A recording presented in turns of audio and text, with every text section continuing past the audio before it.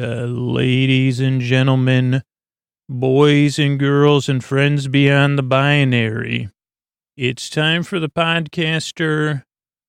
I'm not here to, I don't know. I'm just here to help you. You know, I know you might have trouble. I was going to try to come up with something really fancy to say. You know, I guess this podcast doesn't keep it simple, but I simply want to help you fall asleep. That's why it's time for Sleep With Me, the podcast that puts you to sleep. And if you could pay attention, these are the ways we keep the show going. All right. Hey, everybody. I was wondering if I could have your attention really quick. If you're a regular listener, if you may have already heard this, the show crossed a couple of big milestones, or is in the middle of crossing 800 episodes. And a while back, we crossed 100 million downloads. And those were for free, like not behind a paywall, not as part of some paid service. Over 100 million downloads of people who needed a podcast to put them to sleep for free. You know, people struggling, like, you know how it feels to struggle in the deep, dark night, right? I mean, that's why I make the show. And all that was possible because of you and listeners like you that took action to support the show. It wouldn't have been possible on my own. You went out of your way, you know, in the morning or at night and said, I'm going to support the show. I'm going to support a sponsor. I'm going to spread the word. And I'm going to keep the show free for everybody. And I'm going to make sure it's there when I need it too. Like, you really took those extra steps. You went out of your way and sacrificed for the show, particularly the patrons. And in some sense, you loudly spoke. You said something like, Sleep With Me is valuable to me, and that I want to support it, not just for me, but for thousands and thousands of other people. So think about that. Think about the comfort you have enabled, empowered for other people. That's really, it's countercultural. It's loving. It's kind, and it's wonderful. And I'm really proud of all of you because, like I said, I wouldn't have got here without all of your support, the emails, the spreading of the word, and then making sure we could do it for free instead of as part of like a paid service. And those of you that take action are the ones that enable us to do that. And if you're not in a position to do so, that's totally fine too. But those of you that have said, wait a second, like, I don't know what I've been waiting for. You're right, Scoots. Think about doing it before September 15th, because we're going to do something really fun on Patreon. And whether you're a former patron or a current patron, or you become one by September 15th, you'll get in on this. It's just going to be something fun and symbolic to celebrate all of the people that made it possible for the show to get to this point. And if you support the show by spreading the word or supporting sponsors, you'll be able to participate too. Just keep your ears out. Please think about it. That's all I'm asking. sleepwithmepodcast.com/patron. And we've been getting on with the show because of you. All right, everybody, it's time for the Sleeper Supporter Zone. I want to thank Carol, who got herself a new set of Brooklyn sheets. And supported the podcast. Also, I just big news. I changed my sheets last night, and oh boy, it really does make a huge difference. It feels so good. And here's the good news. You can get 10% off your first order and free shipping by using the promo code WITHME at brooklinen.com. That's BROOKLINEN.com, and use the promo code WITHME and be like Carol. You know, get yourself some cozy new sheets, a nice duvet, and join the Sleepy Supporter Zone. Then let me and Brooklyn and I know about it because you're helping keep the show free for everybody, and that's why we need your attention during the Sleepy Supporter Zone, which is now over. Oh, Mystery Bar, a lot of people help out on this show. Who are they? Chris Posty Posterson sounds like an earful. Wrote the theme song. Edits episodes too. Carl W. the Legend also edits episodes. Kenny, Scotty, and Jennifer. Runner. Eric and the team at Astound are on the website. I am the Mystery Bar. I do the lullabies, yeah. I do commissions at JonathanMann.net. I'll write a song for you. Any reason at all. You can tell me the story and I'll make it personal. You see the kindness shine straight on through when the listeners form their own Facebook group. Keith, Stacy, Sarah, Julie, and Jennifer. These are your moderators. Get support, dear Scooter, on Patreon. Buy the merch and support the sponsors. You can find anything you want at sleepwithmepodcast.com. And we're so proud that we could dance of Nine Vale presents. So now on with the show. Thanks, Mr. Bard. I'm at Dear Scooter on Twitter and Instagram. Just a reminder, you could use this. Almost every podcast app or phone has a sleep timer. So if you want to set your sleep timer for 60 minutes or 120 minutes or 45 minutes or 8 hours, I don't know how many, that's like 600 minutes minus 120, 600, 480, I think. Don't quote me on that, though. What's 6 times 8? 8 times 8 is 64, right? What did I say? 480 is 6, what did I say? 64. Now, something. You know what time it is, though? Oh, it's time for me to get on with the show. Hey, are you up all night tossing and turning, mind racing, trouble getting to sleep, trouble staying asleep, trouble getting to sleep, trouble staying asleep, I'm still doing math. It's time for Sleep With Me, the podcast that puts you to sleep. We do it with a bedtime story. All you need to do is get in bed, turn out the lights, and press play. I'm going to do the rest. What I'm going to attempt to do is create a safe place where you could set aside whatever's keeping you awake, whether it's thoughts, feelings, so stuff you're thinking about, something you're feeling emotionally or experiencing physically. So thoughts, feelings, physical sensations, travel, just stuff, anticipation, or whatever the other one is, stuff, whatever's, being human, it's not easy. And if you can't sleep or you're having trouble getting to sleep, it's even tougher. And that's why I'm here to help. What I'm going to do is I have this oral. I always get those two, it's like a tongue twister, oral and aural. Maybe we could do a tongue twister with that, because I just realized that choral sounds like the choral and Carl, oral and aural. Maybe that could be, does any of George Foreman's Georges listen to this podcast? 1. 2, would you be interested in, do you have a litter of kittens you'd like to name? Or like me to name, I guess, because we could, and maybe we could work some math into that. I don't know. But I'm going to try to create a safe place. Or, that's what I was saying, is I'm going to smooth it, I'm going to pat it, I'm going to rub it down. I'm going to give you your space within the safe place. And then what I'm going to do is I'm going to send my voice across the deep, dark night. I'm going to use lulling, soothing, creaky, dulcet tones. Those are creaky dulcets. People say, Scoots, what's a creaky dulcet? Or I say, well, when you hear a door creak, there's like a lot of times that's, in big movies that's portrayed as like something, or in those records of sound effects, you say, oh boy, a door's creaking. This is, in this podcast, that's the creaky. The dulcet would be, I guess if the door was creaking because like Santa Claus or the Easter Bunny, or the Tooth Fairy, or a person just that's going to give you a kiss on the forehead, good night, or someone's going to tuck you in. I guess those would be like you'd say, oh, that's a nice creaky. Or you say, oh, that's now mom and dad are going to bed, kind of creaky. You say, okay. I don't know. So creaky dulcet tones, pointless meanders.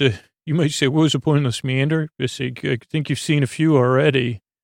At a pointless, some pointless arithmetic.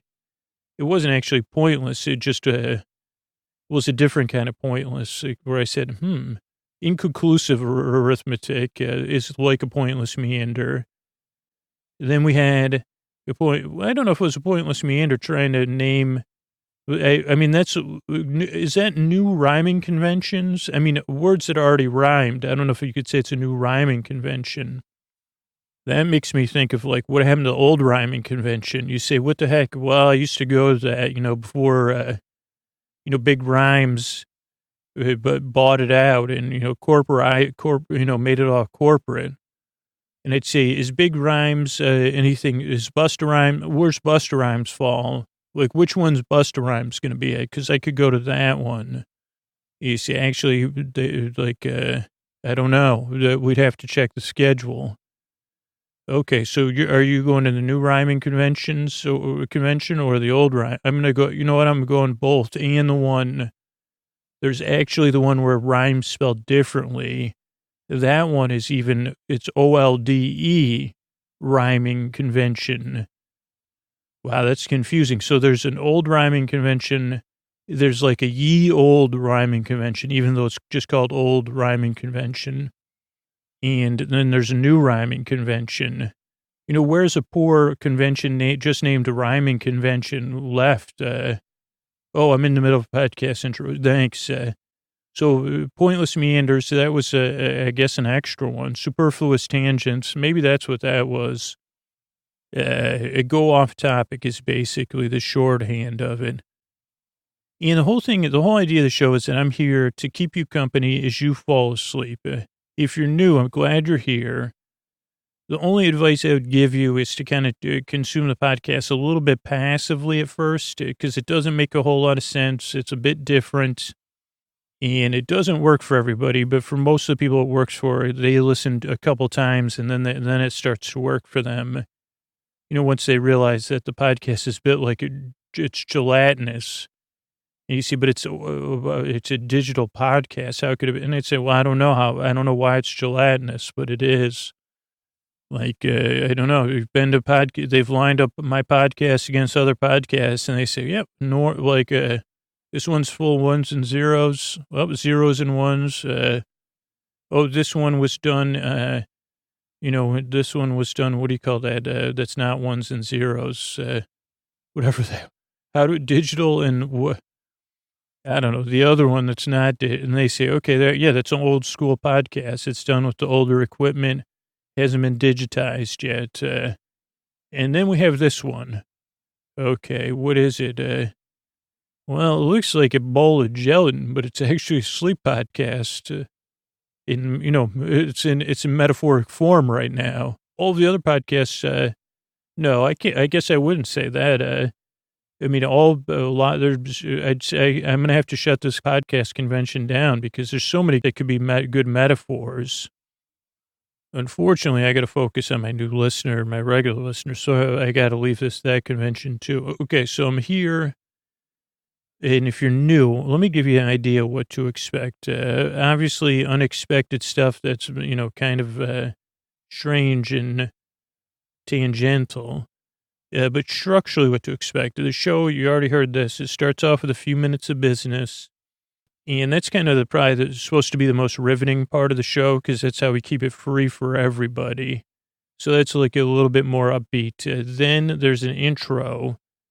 And the intro consists of, it's a bit of meandering. It gives people a chance to wind down as they get ready for bed or as they are in bed and to unwind. I guess that's like winding down, unwinding, chilling out, getting settled in, whatever word you want to use for it. That's what the intro is. It's about 12 to 16 minutes or so. Now, some listeners will say, Scoots, I want to get straight to the story, or in this case, the recap of Doctor Who. Just skip to about 18 or 20 minutes. Ideally you listen to the beginning of the show so you know how to support it, and then you skip ahead. But you could skip ahead to 18, 20 minutes and get right into that content if you want to. Some listeners, they also usually support the show. They fall asleep during the intro. And then some people listen to it during the day as a de-stressor, or they listen as they're getting ready for bed. So there's no wrong way to use it, but that's just how the show's structured. And then it can be repurposed. I guess those are examples of repurposing the show. But mostly the intro in a perfect world is introductory to new listeners and confusing. I mean, unintentionally, just by me being myself. And, as a wind down. So that's the intro. Then there'll be some business between the intro and the show. And then there's, we'll be talking about Doctor Who. An episode of Doctor Who, and we'll be talking about it in a pretty meandering way. Will you say, Scoots, are you sure you watched that episode? Really? Or they'll say, man, which episode was he talking about? Because it wasn't totally clear to me.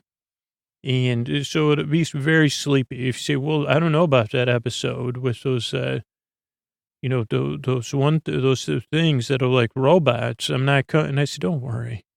I'll make it lulling and soothing for you. And then the show ends with thank yous. And that's why I say don't worry. It's because I'm really here to help. I've been there.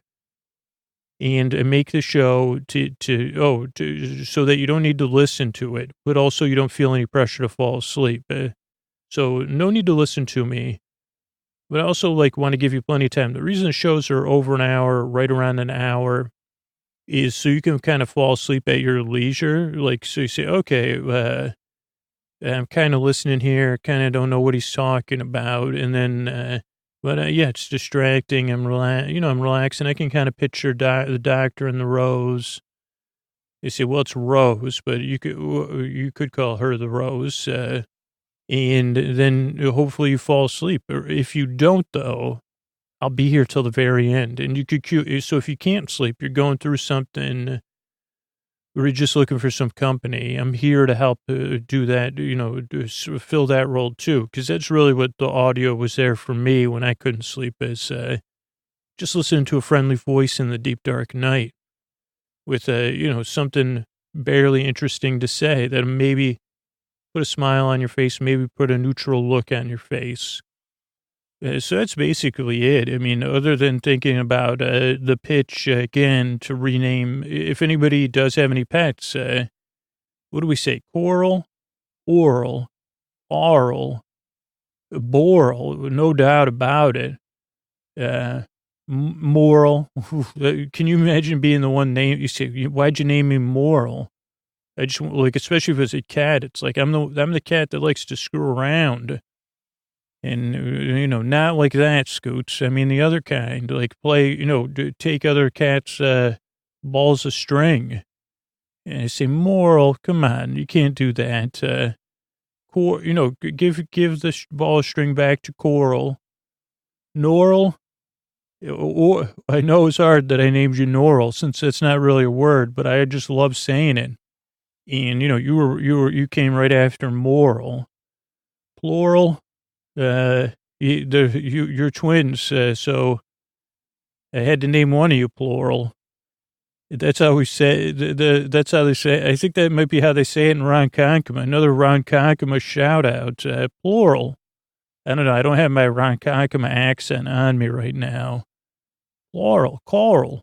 That's not a good Long Island accent. You gotta, when you don't have it, you just gotta admit it. You can't fake it. Can't fake the Konkoma. And shout out to everybody that I hear from, when I mention it, because I love the strong. So what else? I think that's it. I fit in a little pandering to Long Island, so you can never go wrong with that. So yeah, George Foreman. If any of the George Foremans are listening, think about that as a naming convention for your children. Words that rhyme with. Oh, wait, part of my brain said oral and aural don't rhyme. And I'd say, well, to you, they don't. When you say it with your heart and not your ears and your mouth, they do. So anyway, I'm glad you're here. I really appreciate you stopping by. Give it a few tries if you're new. See if the podcast helps. It doesn't work for everybody. But I really work very hard. I yearn and I strive to help you fall asleep. And thanks again for coming by. Oh, and here's a couple of ways we keep the show going. When your hand hits the fridge tomorrow, sleepwithmepodcast.com/sponsors. Thanks. Hey, everybody, before we get to this story here, I just wanted to get your attention really quick and see if you'd consider becoming a patron. You probably heard me talking recently about how the show's getting towards 800 episodes, over 100 million downloads, and that's been free for anybody that wanted it or needed it. And that's because of you and listeners like you that have gone out of their way to support the show. And if you're in a position to do so and you want to be a part of something bigger, like 100 million free downloads for anybody that needs it bigger across the globe, which I could not have done on my own. I could not have got here without all of you. If that sounds like you say, well, I've been listening to podcasts for a while. Yeah, go to sleepwithmepodcast.com/patron, sign up. If you do it by September 15th, you'll get to be a part of this little secret project I'm working on to celebrate those 2 milestones. But really, just become a patron because you want to, like, because you're a rebel with a cause. You want to pay for a free podcast, so we can be there for another 100 million downloads, however many people that is, that the show has helped and impacted because of you. So thanks so much. Just consider it sleepwithmepodcast.com/patron. Thanks. All right, everybody, we're talking season 2 or series 2, episode 13 or 12, depending on how you're counting. Army of Big Farmers. It starts with Rose, a voiceover Rose, Earth and Moon from space. Rose has this Khaleesi level moment, actually. It starts with a gum-chewing flashback.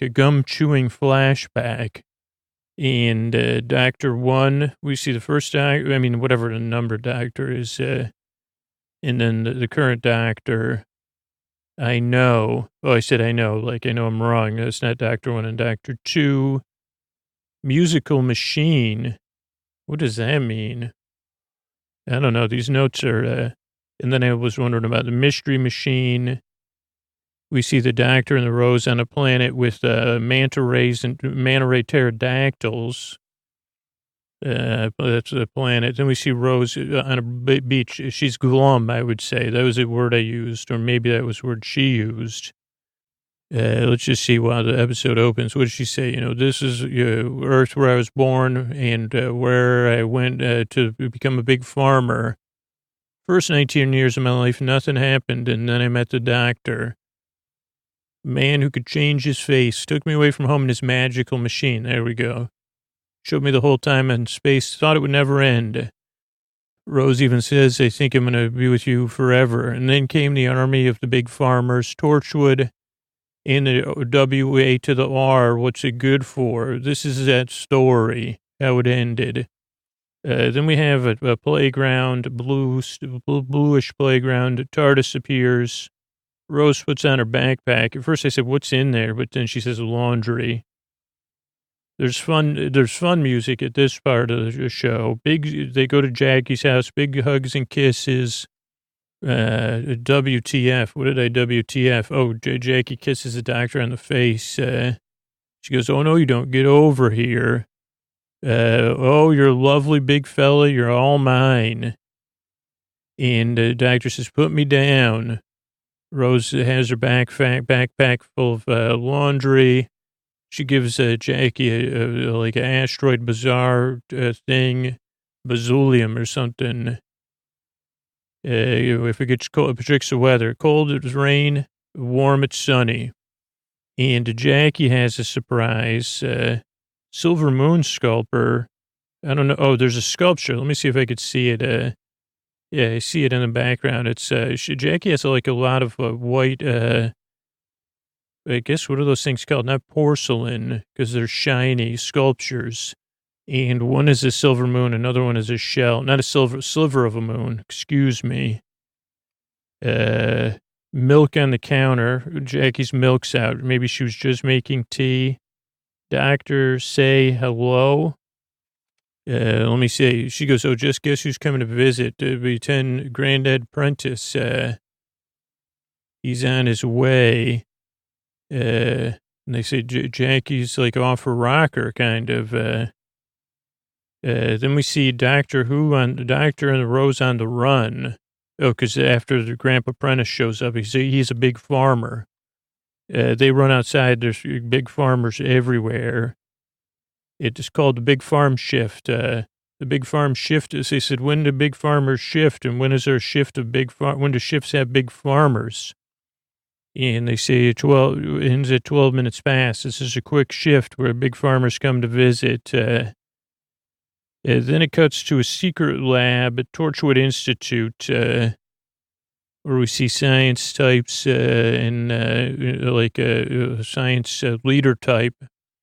And she says, ladies and gentlemen, boys and girls, and friends beyond the binary trees and multiforms, we've got 5,000 gigawatts or whatever the doctor doesn't say, like whatever. She says it different than they say it in Back to the Future. I think he says gigawatts, and maybe she says I don't know. And she says, give yourselves a round of applause. Back to the Future, teak on Westminster Bridge. Whatever, there's big farmers on the Westminster Bridge of True Purpose. Oh, no, tease. Okay, so they do this news montage. Doctor's watching with his glasses on from the floor. He's changing channels, and they say, oh, they're gathered on Westminster Bridge like they're in formation. Little tease there. We see the Trisha Goddard show, product called Ecto Shine for shine up your big farmers. Oh, I didn't get to look up the show. Which show? Trisha Goddard show, where they get thrown out of a pub. It's EastEnders. I knew it was a famous show. And one of the big farmers gets kicked out of the pub. Doctor watches TV on the floor with his glasses on. I just tried to scroll up on my notebook there, to be honest with you. It's the first time it's happened in a recording of the podcast. I mean, it's clearly my handwriting's not a smart screen. Doctor's kind of spoiling it, Jack. He says, just to marry something. There's fresh flowers in Rose's house. But the doctor says, let's see. He says, this can't be good that there's big farmers running around. And I don't think it's your granddad. And Jackie says, well, it feels like him. And the doctor goes, maybe it's a psychic, or maybe you want it to be him. It's just your memory, Jackie. And Rose goes, what if the big farmers aren't the big farmers we think they are? And Jackie goes, no, they're big farmers. Humans used to be human, now they're big farmers. And she goes, they're blurry. And the doctor goes, yeah, I don't know. They're pressing themselves into the surface of the world, but a footprint doesn't look like a boot. Good old doctor's observation. Let's see. Footprint doesn't look like a boot. Big doing Sudokus. Oh, Raj is doing Sudokus. Let's see. Book 509, maybe. And Yvonne goes, yeah, we just had a go shift. There's lots of random equipment in the lab, a big flat. At first, it looked like one angle, it looked like a flat sphere, and then in other angles, it looks like an actual sphere. Everybody's got a Bluetooth thing in their ear. Then Raj, he goes to touch it, and he goes to touch, he can't holds his hand up to the sphere, but he can't touch it. It's kind of this weird moment. Then we have a couple of coworkers like that seem like they like each other. One of them says, I'm going to go double check the stacks, yo. And, they're like IMing each other. And they go out, they say, another one says, I'm going to go cross-check the levels. A familiar person, you could see stardom on one of the actresses. You could see that one of these characters, the person portraying them, clearly got star quality. But so they say, then they talk about snogging, which again I had to look up. Does that mean just kissing or the other thing? I didn't like the guy, Gareth. He uses one of them uses the term daft. And there's lots of tarps, and then we see a cyber person. We say, Gareth didn't know what a cyber person was. Then we go back to Rose and the doctor and the TARDIS. Rose brings a newspaper onto the TARDIS. They said, Big Farmer's going to be the MP for Leeds. What are we going to do? And then we have a cute little moment where the doctor's kind of like a steampunk big farm buster, like a dust buster. Super cute, yeah, moment. And he's marching around, which I don't remember the Dustbusters marching. But he says, who are you going to call? And Rose says, Dustbusters. And he says, I ain't afraid of no ghost. And then there's action music. don't you think this is something? What does that say? But they're trying to triangulate where the dust busting's coming from, like tracing paper or something. Oh, Jackie says, why do you have to reduce everything to science? Isn't this beautiful? And Doctor goes, no, I don't think so. Let's see, Sudoku, that's the top of the page. He tells Rose kind of how to operate all the trackers and what buttons and levers to use while he's out there. Setting 15B, 8 seconds, goes below, deep scan on the left, but don't push that one, push the other one that's close to it. Jackie watches us with her hands in her pockets. We go back to Torchwood, roaming up a double Bluetooth on the Lovebirds. So we see the two coworkers, they have double Bluetooth now. Then we go back to Doctor and Rose in action. Jackie's not happy. I think Jackie says, shame, shame, know your name. Let's see, powering up. Sorry, we're late. Oh, yeah, Jackie gives Rose this kind of not great speech. She says, why you're starting to look like the doctor? And Rose goes, I guess. And she goes, you changed so much. And Rose goes, yeah, I've changed and have evolved. And Jackie says, I suppose. And Rose goes, well, Mom, I used to work at a department store. Those jobs are, and she goes, I've worked in a department store. And Jackie goes, what happens when I become a big farmer? And Rose goes, no, what? And she goes, really? Then you'll never come back to Earth. Then what? And Rose goes, I don't know. I'm figuring out who I am. I mean, this is paraphrasing. Jackie goes, you'll never settle down. And Rose goes, the doctor won't and I won't. I'm just going to keep on traveling. And Jackie says, and changing. In 40, 50 years' time, you won't even be a regular Earthling anymore. You'll be 1 billion miles away. And I said, Jackie, I don't appreciate that, the way you're talking, but it was great writing. And then the doctor, we hear one of the great ones, line, come on, you beauty. Ha, ha, ha. And we're on to the big farm shift, back at Torchwood headquarters. The doctor's got his 3D glasses on as he's analyzing it. Back, you basically realize someone's interfering. The doctor's working like radio knobs with radio sound effects. They track them. So they do some dust busting of a big farmer, but it's still not clear what's happening. But then they track him to SE15 or something, Council Estate, for the Powell Estate. And then the doctor's on the move because the big farm shift ends. And then they spot him, though, with the CCTV. They say, OMG, it's the doctor in the TARDIS. And the doctor's running like a lot of heavy, what do you call it? It's heavy on the doctor being funny at the beginning. And I don't know if this is the first one, but this is the first time I remember hearing him say Allons-y, which is Allonsy. But it does sound like a French word. Oh, yeah, because the doctor says, I like that. Allons-y. I'm going to say Allons-y more often. Allons-y. Watch out, Rose. Allons-y. You or Allons-y. I don't know how to say it, but that's what it feels like. It feels good in my mouth. And he goes, I'd like to say Alonso, Allons-y, Alonso, every time. And now the TARDIS is moving, and Rose is kind of staring, and she goes, dude, Jackie's on board. And Jackie goes, I don't want to end up on Mars. Then the TARDIS comes into a warehouse, cut to the chase, look after Jackie. Oh, because the doctor has to go out. They're busted by the Team Torchwood. And they say, the doctor says, don't worry, I'll handle this. You stay here with Jackie. And everyone is like so happy to see the doctor. They say, hooray. They clap for him.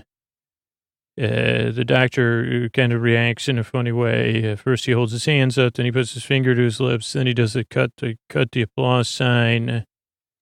Corporate Capricorn, yes. grabs Jackie. No, they say, don't you always travel with a companion. We know we got your file. And then the doctor pulls Rose out, Jackie out, and the doctor gives Jackie a hard time. He goes, yeah, like it's very, he goes, too blonde, not steady on her pins. Just last week she stared into a time vortex, aged 57 years. He even says, I'm willing to trade. So kind of just, he's giving her, and then he says, anyway, LNZ. And Yvonne says, well, geez, we've been waiting for you. Welcome to Torchwood. And then we see some spaceships. The doctor says, well, how'd you get a spaceship? They go, oh, yeah, we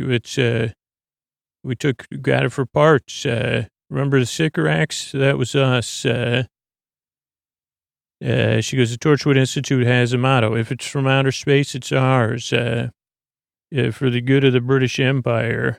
And Jackie says, the British Empire, there isn't one. They go, not yet. And then they show a particle beam.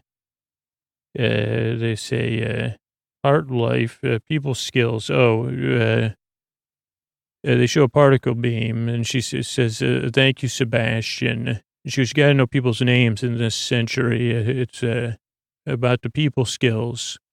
And Doctor goes, any Alonso's here? And they go, by the way, she goes, Yvonne Hartman. And then the doctor picks up some magnet thing that reduces mass.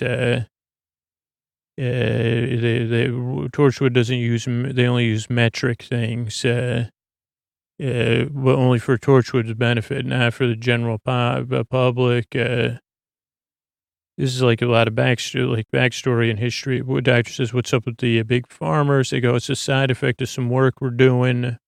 And I say, geez, there's so much you can teach us. We also see the TARDIS. Doctor's like, you're never getting back. You're never getting in there. Let's see.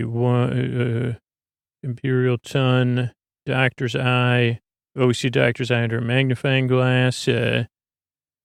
Rose gets off the TARDIS with a psychic paper. And Rose in the hall. Oh, doctor's in the hall. They're talking about the history of Torchwood, which jumps back to 1879, episode this season with Queen Victoria.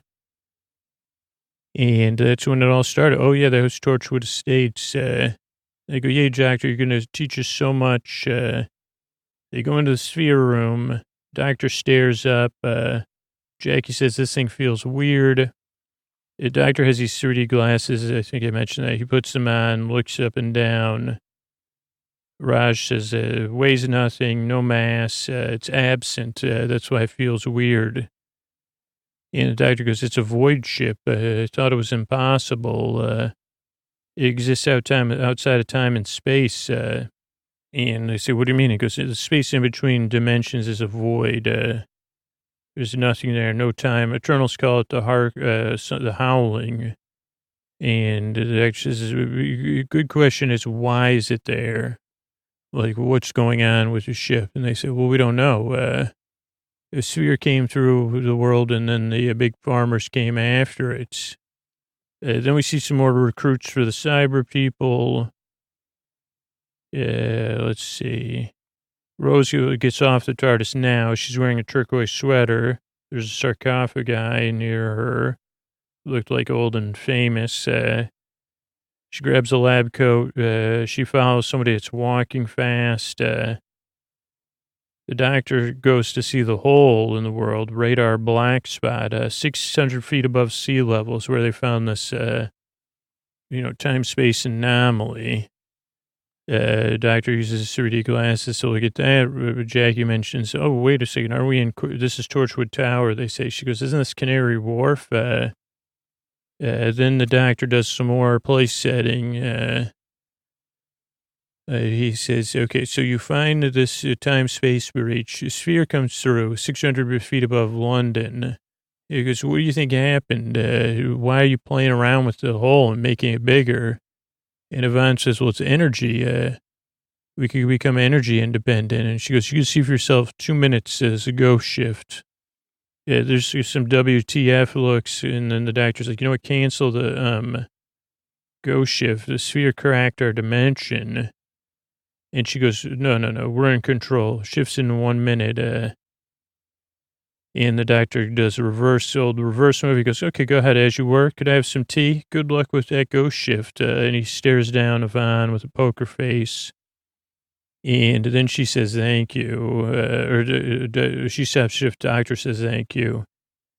The doctor says, I'm glad to be a help. And then she says, clean up this mess the doctor made. We heard you like to make a mess. Then the doctor and Jackie share a knowing look. Then robot shine and look try work on computers. Oh, then the side, like the Bluetooth, double Bluetooth cyber recruits share look, and then they go back to work on their computers. Rose follows the fast walkers past the sign for the lever room. She kisses her psychic paper. It gets her into the sphere room. And she's checking it out, and then Raj rolls up on her, and Rose says, what you want? Tell me what you want. And Rose goes, oh, like, I'm looking for whoever you caught here.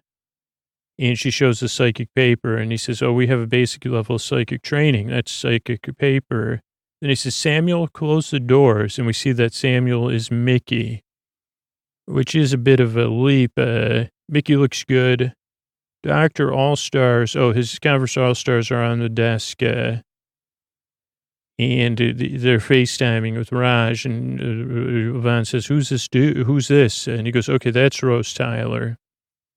And they say, oh, so you travel with her mother. They say, who's this? Well, her mom. They say, you travel with her mom. And the doctor goes, don't tell anybody that. I got to keep it on the low. Hello, you travel with her mother? I have a reputation to uphold. Then everything goes into big farm shift override. And they say, we're going into it with that. They say, what are you doing? Shut it down. Also, they were figuring out, like, they did more story exploring. They say, shut down Addie, Gareth, Matt, shut down the big farm shift, Andrew. And I said, yeah. And the doctor goes, it's an override. They get double Bluetooth. We're going into the big farm shift. Let's see what else we got here. Override. The sphere starts shaking. There's dramatic music. The doctor's able to shut down everybody's Bluetooth. He says it's coming from a remote transmitter somewhere nearby. Raj says the sphere's active and it exists. Mickey's super confident, like so, not just confident, but confidence from competence. The doctor starts looking into the tarps where the cyber people were. And he says, geez, this is like a worlds collide situation. This is advanced cyber guard. And we're surrounded. Then Mickey explains his plan to Rose of why he's so confident. He says, we've won this before. We'll win it again. Rose goes, against what? Mickey goes, who do you think? And the sphere starts to shake more.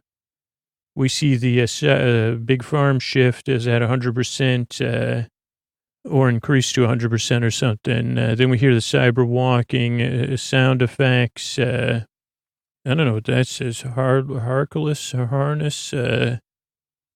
But let's see. So Yvonne and the doctor, they're caught with the cyber people. Let's see.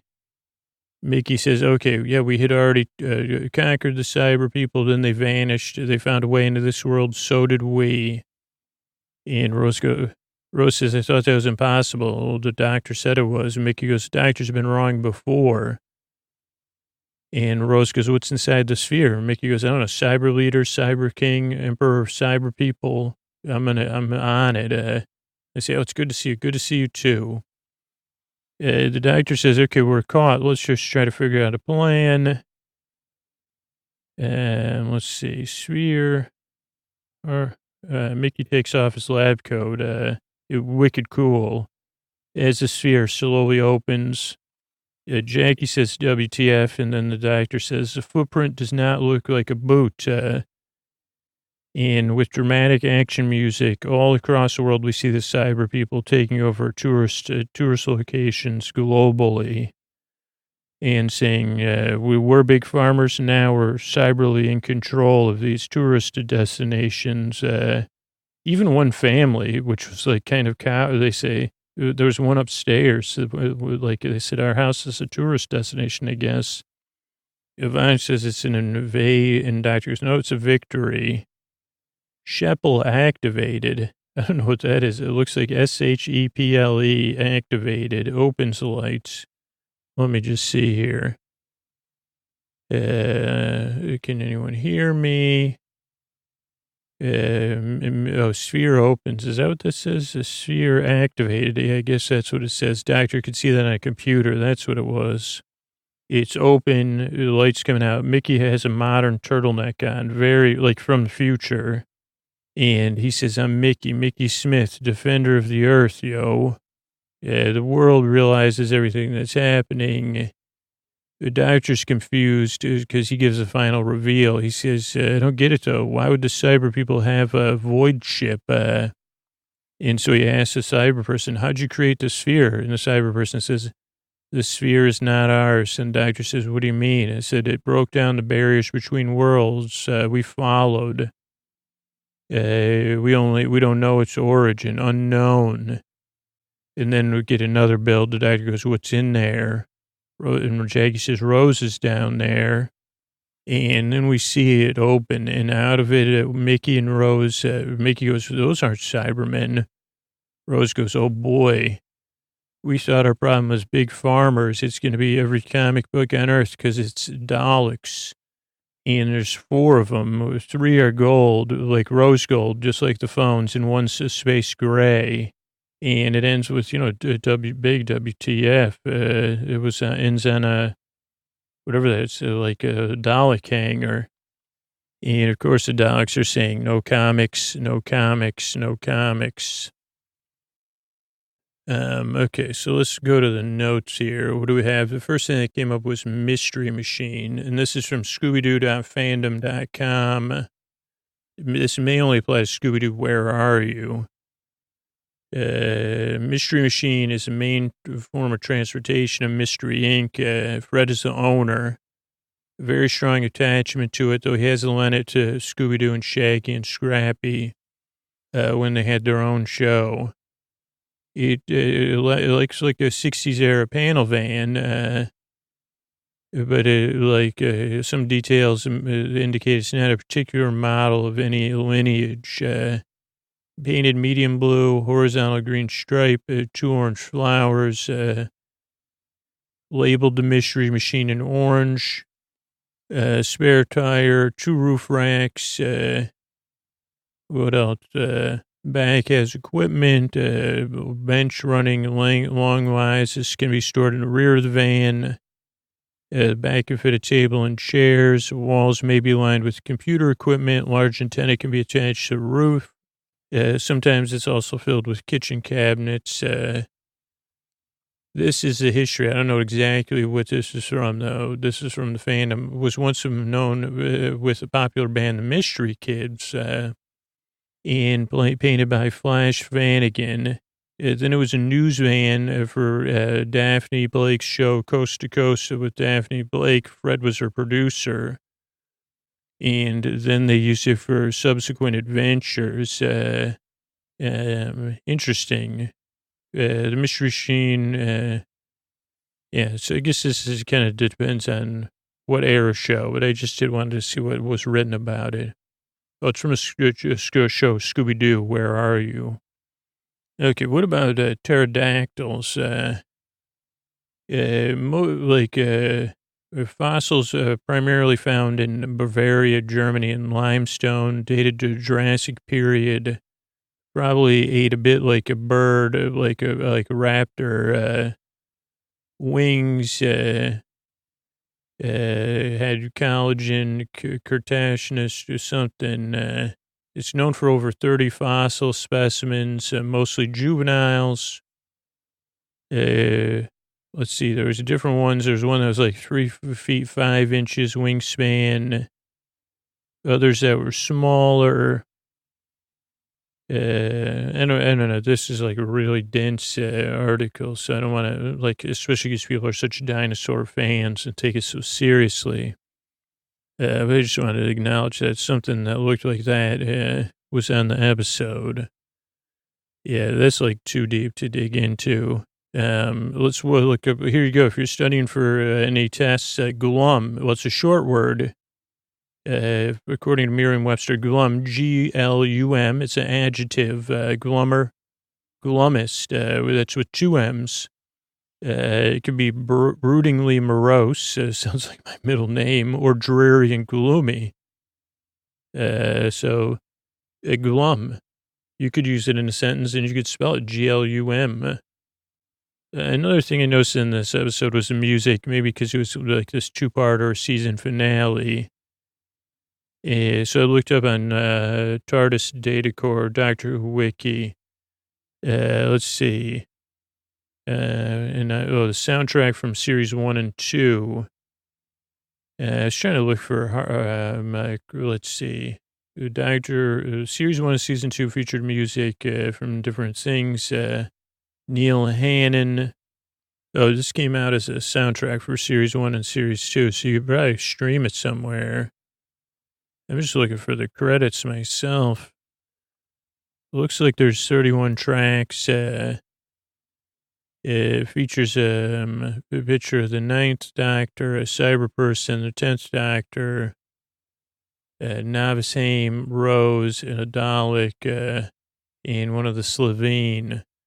But it doesn't have any credits here. That's what I was kind of looking up, is who does all this amazing music. And I guess I flopped on that one. So I guess that's, yeah. So that didn't work out. What about the Westminster Bridge? It's a road and foot traffic bridge over the River Thames in London, linking Westminster to Lambeth.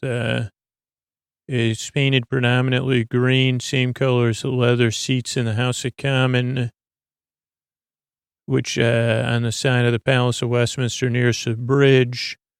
It's in contrast to the Lambeth Bridge, which is red, the same color as the seats of the House of Lords on the opposite side. Went under a refurbishment 2005 to 2007. It links the Palace of Westminster on the west side with County Hall and the London Eye on the east side. Was a finishing point in the early years of the London Marathon. Historically, this is all from Wikipedia. For over 600 years, the nearest Thames Bridge to London Bridge was Kingston. In late Tudor times, congestion of the trading hours at the London Bridge was more than an hour. They even had traffic back then. 1664, a bridge was proposed, but opposed by the Corporation of London and the water people. Then 1722, still opposed. However, intervening bridge, a timber bridge, was built in Putney in 1729, and the bridge got approval in 1736, financed by private capital, lotteries, and grants. It was built between 39 and 1739, 1750, and opened November 18th, 1750. City of London responded to Westminster Bridge and the population growth by removing buildings on the London Bridge and widening it in 1760 to 63. And then there was others over the next few decades that got built. It assisted in expanding the West End and expanding the West End to developing South London. Let's see. It was difficult to me. Let's see what else. I think that's it for right now. I just wanted to check in on it, let's check about gigawatts. Like, how much power is 1 gigawatt? I think they said 400 gigawatts or something, and 1.1 gigawatts is from Back to the Future. Oh, it's 1.21.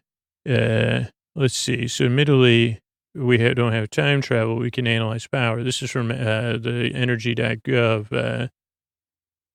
So, how much power is 1 gigawatt? It is equal to 3.125 million PV panels, 431 utility scale wind turbines, 100 million LEDs, 1.3 million horses, 2,000 Corvette Z's something, 9,090 Nissan Leafs, because it has a 110 kilowatt motor. And that's it. So they don't really give us like, there's 1 billion watts in 1 gigawatt. So, for instance, at the end of 2017, there was only 144 gigawatts of solar and wind power combined. So yeah, there's a little bit of it. So I'll link to that if you want to see the pictures in there. Okay, what about Trisha Goddard? Does she got some time on the show? It's a real show. English television presenter. This is on Wikipedia. She had a morning talk show, Trisha, which was then in a mid-morning spot on ITV, then moved to Channel 5. She's been based in the U.S. since 2010 when she started working on the TV show Maury. She had her own show, Trisha Goddard Show, from 2012 to 2014. Let's see. Was a writer for travel magazines after setting up in Australia in the 1980s. Then began a career in television. She was on the 7:30 Report, children's show called Play School. Then in 1998, returned to the UK as host of the ITV flagship daytime show, BAFTA-winning Trisha. Then 2004, joined Five on a new program called Trisha Goddard, focused on, human stuff, and great history. She's also been on, it was on the Comic Relief episode of Little Britain, on a Doctor Who episode, What Not to Wear Christmas special, Friday Night Project, Who Wants to Be a Millionaire. And, they just saw, like, sometimes it's like, is that a real pop culture reference or a fake one? That's a real one. Snog, we looked up. That means to kiss. Daft, that's another short word you may come up on a test. D-A-F-T, it's an adjective again. Silly or foolish. In Scotland, it could be frivolously merry. Or you could just say Scoots is daft, without a doubt I am. Okay, what about 3D glasses? Okay, a polarized 3D system, according to Wikipedia, uses polarization. Wait, is this the wrong kind? It might be to create an illusion of 3D, 3 dimensions by restricting the light, to present stereoscopic images in films. 2 images are projected superimposed through different polarizing filters. As each, like the viewers wear localized eyeglasses, which have, let's see though, I don't know if those are the right ones. I don't know if they're polarized, the ones that are red and orange, or whatever they are. Let's see, polarized in history was, demonstrated experimentally in the 1890s. Then 3D glasses became practical after the invention of the Polaroid plastic sheet polarizers by Edwin Land, who demonstrated them in 1934. At the New York Museum of Science and Industry, there was an exhibit in 1936. Details about those glasses are not available. In 1939 World's Fair, a short polarized 3D film was shown at Chrysler Motors. Cardboard glasses with larger filters. Let's see, it became a fad in the 50s. There was a life cover of someone wearing 3D glasses. Let's see, with the film's title, like his giveaways. Let's see. Imaginatively colorized versions have helped spread the myth that 3D movies of the 50s were projected by analograph color filter method, but it was only used for a short time. Beginning in the 70s, some 1950s feature films were re-released in the anaglyph form, so they could be showed without special projection equipment. Polaroid, so maybe those were the ones. I don't know. Let me see what this analograph color, analograph, is the stereoscopic 3D effect achieved by means of encoding each eye using filters of different colors, usually chromatically opposite, red and cyan or cyan. The three images contain two differently filtered color images, one for each eye. When viewed through the color-coded anograph glasses, each of the two images reaches the eye it's intended for, revealing an integrated stereoscopic image. The visual cortex of the brain fuses this into a three-dimensional scene or composition. It's low cost, and they could have accurate color filters that, after 2002, used all three primary colors. So the current norm is red and cyan, red being used for the left channel. So I think those are the ones I was talking about. Yeah, I guess I just jumped on the polarization one. Yeah, because they're talking about our friend from the big goon friend. There was a movie about a big fish. So yeah, I'll link to that in the show notes as well. This was something I wanted to look up last episode. I didn't have a chance to, is Council House and Council Estates. And this really interested me because it's not anything I knew about. So Council House is a form of British public housing built by local authorities, and a council estate is a complex of council houses and other amenities like schools and shops. Construction was just mainly after 1919, the Housing Act, to the 80s, with less council housing built in recent decades. The house design in the UK is defined by a series of housing acts. Public housing design is defined by the government directives and central government's relationship with local authorities, starting with the Public Health Act of 1875. Council houses could be generally housing the working class, or to those who need it. They can be funded by local councils, central government incentive, or by revenue obtained when other houses are sold. Increasingly, they have been transferred through the instrument of housing associations into the public sector, starting like in the 1916s, going through all the times England went through, and into like 1944 when they started building these prefab bungalows with the design life of 10 years. But a number survive even to now. The Burt Committee, because they needed housing, New Towns Act housing.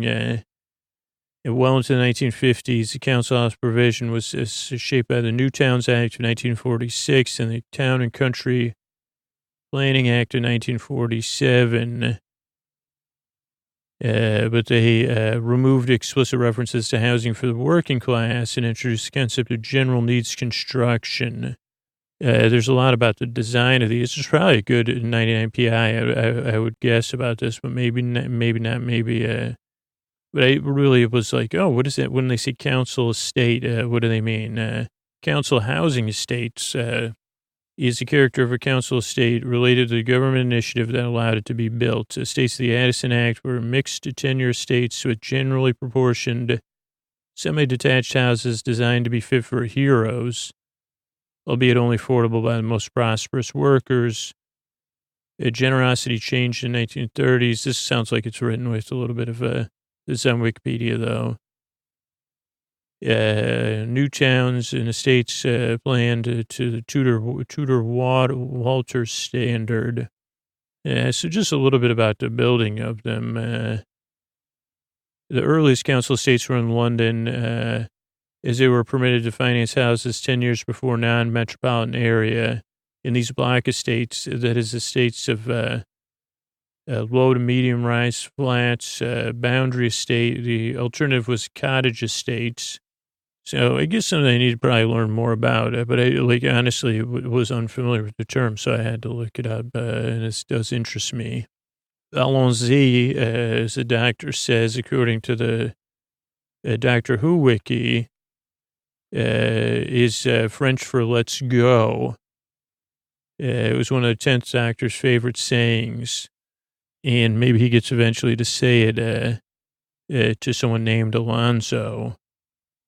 The last thing let's look up is Cannery Wharf, because that's where they were. It's a commercial estate on the Isles of Dogs in London. The London Borough of Tower Hamlets. It's one of the main financial centers of the UK, along with the City of London. Contains many of Europe's tallest buildings, including the second tallest in the UK, One Canada Square. It's 97 acres. It's about 16 million square feet of office and retail, and forms a Cannery Wharf estate. It's located on the West India Docks on the Isles of Dogs. It was the West India Dock Company from 1802 to the late 1980s. It was one of the busiest docks in the world. But after the 60s, the port industry began to decline. And I just lost my page. Let's see. Okay. Began to decline. Then the Port of London Authority, Cannery Wharf takes its name from the number 32 berth of Westwood Quay of Import Dock, London Dock. This is just a little more about development. I was just wondering, what is it? It's got a lot of the tall buildings, as they say, a bunch of them. It's got a marina, a library, 2 cinemas, Canada Square, Cabot Square, Churchill Place, Columbus Courtyard, Chancellor Passage, Wren Landing. And yeah, it's just a little bit about it. So you got a little bit of London there. And yeah, that's it. Good night, and I'll talk to you soon. All right, I want to thank everybody who became a patron recently. Karen, Susan, and Sarah, thank you. Thanks, and good night. Lisa, Mike, and Anna, thanks, and good night. Dash, Megan, and Katie, thanks, and good night. Anna, Tom, and Melissa, thank you, thanks, and good night. Albert, Melissa C, that was Melissa V, and Nadia, thank you, thanks, and good night. Abby, Marlene, and Hillary, thank you, thanks, and good night. Grace, Jessica, and Amanda, thank you, thanks, good night. Jennifer, Joe, and Sean, thank you, thanks, and good night. Rebecca, Christine, and Marcia, thank you, thanks, good night. Sin, Rachel, and Hillary, thank you, thanks, good night. Both Hillarys were Hillary B's. Emma, Sally, and Sam, thank you, thanks, good night. Jessica, Jeremy, and William, thank you, thanks, and good night. Gloria, Chelsea, and Joffrey, thank you, thanks, and good night. Jeff, Tiff, Honey, and Cody, thank you, thanks, and good night. Fred, Paul, and Jeffrey, thank you, thanks, and good night. Derek, Ayana, and Sarah, thank you, thanks, and good night. Tori, Sean, and Jamie, thank you, thanks, and good night. Charles, Shelby, and Bill, thank you, thanks, and good night. Jill, Stephanie, and Ryan, thank you, thanks, and good night. And Brittany and Ashley, thanks, and good night. So thanks, everybody, for supporting the show over on Patreon. Sleeping Exists is a free podcast because of the people who support the show on Patreon and support our sponsors. That's really how we're able to bring you the show for free, is the actions of those people. And I always check in and say thanks, like literally, because I'm thankful the show wouldn't exist without them. We're also a proud member of Night Vale Presents, and you could check out one of the amazing shows they make, or all of the amazing shows they make at nightvalepresents.com. Starting with conversations with people who strongly dislike me by Dylan Marin, or with Dylan Marin, or starring, what do you call it when you do what does Dylan actually do, though? It's like management, but in a more holistic and fun and entertaining way. I don't know. There's a really simple word for it, but I can't, I almost had it, but then as I started to say it, it left my brain. Wish Dylan was here to, it's like I want to say convalesce, but it's not that, because I don't even think that's a word. But anyway, Conversations with People Strongly Dislike Me is really a show about empathy and compassion and about being human. And you could listen to it. Just go to nightvalepresents.com or dylanmarin.com. to find out the actual name of the podcast and how to sign up. Wow, just one of my favorite people in podcasting, too. So let's check it out, nightvalepresents.com. All the other amazing shows are over there. Also, remember PRX. You can see everything they're doing at prx.org. And that's it. I just wanted to thank you for listening, and there's plenty of other episodes ready to go. Let me tuck you in there. Let me get you. Yeah, go. Yeah, go ahead. Okay, there you go. Good night. But I'm here for the rest of the night if you need me. Thanks.